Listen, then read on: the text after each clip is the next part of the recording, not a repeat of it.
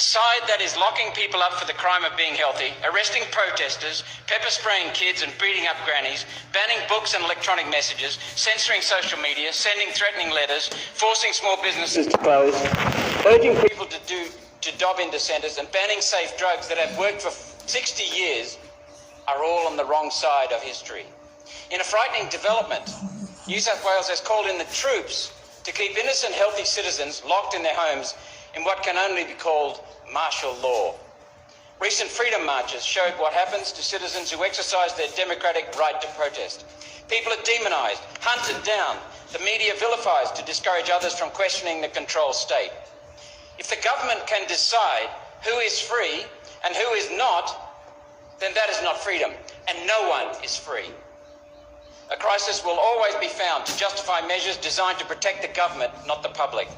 A crisis that is as easy to create as turning up the PCR test from 24 cycles up to 42, where a false positive is the most likely outcome, as has occurred. Actions such as these have created a crisis of confidence in government. And that, fellow citizens, is on the Senate. We are the House of Review.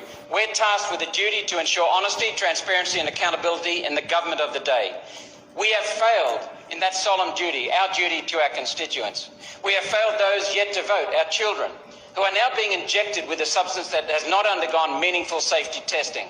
The Liberal, National and Labor parties have colluded to wave these measures through this place, reducing the Senate to the status of a dystopian echo chamber.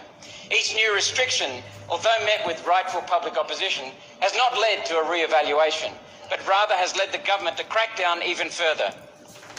The Morrison government is behaving like a gambling addict who loses a hand, and instead of admitting error and walking away, it doubles down.